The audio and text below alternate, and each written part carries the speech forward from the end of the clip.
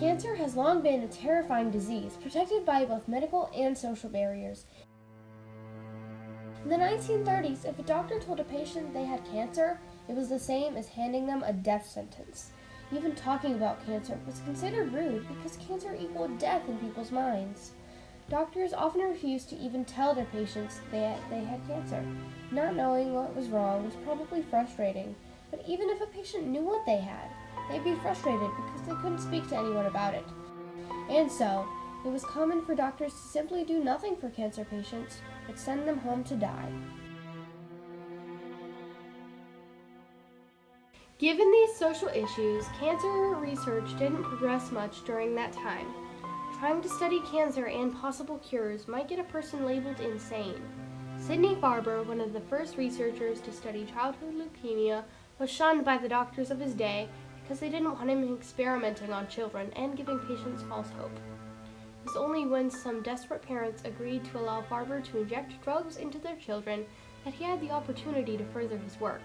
Sadly, his work often made the problems worse and prompted his fellow doctors to step in and stop him. His poor relationships with colleagues and parents just added to the social problems. Cancer was just too difficult to treat. Cancer couldn't be destroyed because the drugs available were either not strong enough or so strong that they killed the patient along with the disease. What was needed was a treatment that could target the cancer without harming the healthy parts of patients' bodies. But without a breakthrough of some kind, cancer was going to remain protected by an impenetrable barrier in medical science.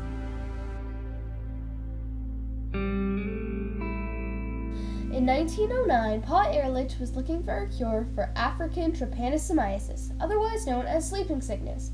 He was testing various treatment options on mice and other small animals. One of the mice he was testing had a disease called syphilis. Syphilis caused rashes, neurological problems, and eventually problems with the heart. Ehrlich's treatment somehow destroyed the disease without killing the mouse. This meant that it was possible to target diseases and not healthy areas of the body after all. And so, the first clues for breaking through the barriers protecting cancer were beginning to emerge.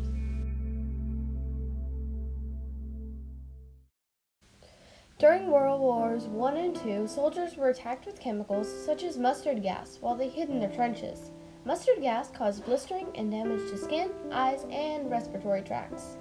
Another symptom of mustard gas exposure was that soldiers had a lower white blood cell count than normal.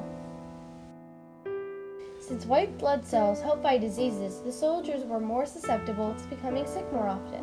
Scientists were looking for a cure for the effects of mustard gases. Like Paul Ehrlich, they used mice and other small animals as test subjects for their treatments. During research, Doctors Gilman and Goodman tested a treatment on a mouse that had a tumor. To their surprise, the tumor shrank following the treatments. The doctors thought about how the mustard gas must be targeting certain types of cells, white blood cells in that case, and how the treatment must be specifically targeting tumor cells. What if some tweaks could be made to that treatment to target other types of cells?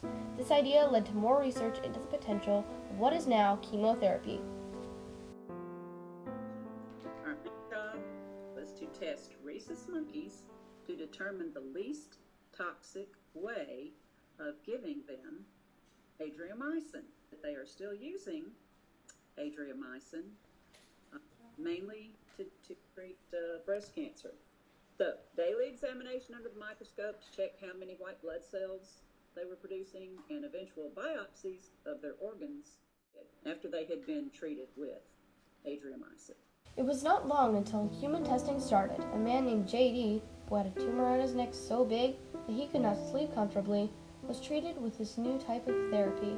The treatments worked for a while, reducing the size of the tumor. Unfortunately, the cancer eventually became resistant to the chemotherapy and eventually killed J.D. So it seemed you could target cancer, but still not beat it. A new medical barrier had been discovered, and with it, the social barrier remained as strong as ever. It's a barrier to research, getting the money required, financing required for the research. Also, at that point in time, there were people who really did not want animals to be used in experiments, and there still are people that feel very strongly about that. So that would be a social victory. Yes. During this time in history, baseball was the most popular activity in America. Baseball stars were heroes, and none of them were more well-loved than Babe Ruth. When Babe Ruth developed cancer, his doctors did not tell him what was wrong at first. When he got sick enough and eventually found out what was going on, he volunteered to go under experimental treatments. When his fans found out what was going on, they rooted for him to beat the disease. It started to break away the social anxiety around cancer because people were openly talking about it and hoping to see their hero beat it. A crack emerged in the social barrier protecting cancer. The experimental treatments that Babe Ruth volunteered for involved what is now known as combination therapy. Combination therapy uses different treatments together to fight the cancer tumors so that it cannot build up its resistance fast enough. Babe Ruth's treatments once again worked for a while and eventually failed. At this time, people were encouraged to fund more research, and cancer became something people imagined could be cured once and for all.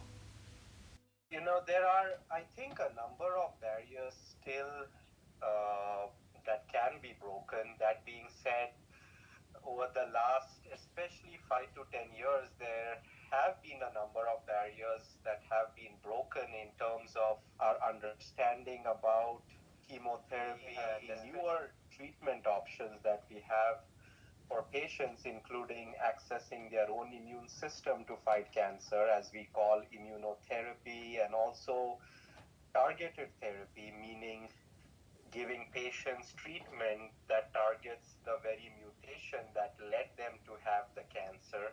So, these have been breakthroughs, but in terms of the barriers, we still do not understand why some patients do not respond to treatment. So, we need to find out more and research more in terms of why are some patients resistant to treatment, and we need to find out better ways so that we can guarantee response in all our patients. With the ability to target cancer cells and use different treatments on them to keep them from building resistance, it seems like all cancers should be cured by now. The problem is, not all cancers are alike. Cancers have different traits. Some affect different areas of the body. They spread differently. They react to different kinds of chemicals.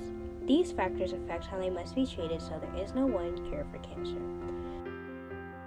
For example, leukemia affects white blood cells which circulate throughout the body. The spread of cancer cells across such a large area makes them harder to target and destroy. Babe Ruth had a tumor in his esophagus near his nose. Surgery in that area was too difficult and radiation barely works. In addition to the location of the cancer, the growth of the cancer also impacts treatment. If cancers progress slowly, they may be harder to detect until they have reached a level of severity that is difficult to treat. There are 4 stages of cancer growth.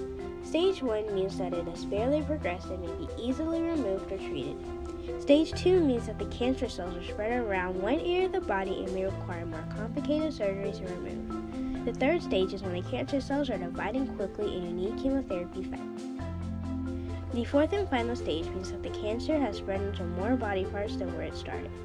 This is also called advanced cancer and is obviously more dangerous and difficult to treat. On top of all this, treatments can be costly.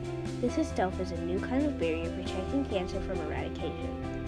Not everyone can afford the most cutting-edge treatments, and so the ability to progress the science of cancer research is being stalled once again.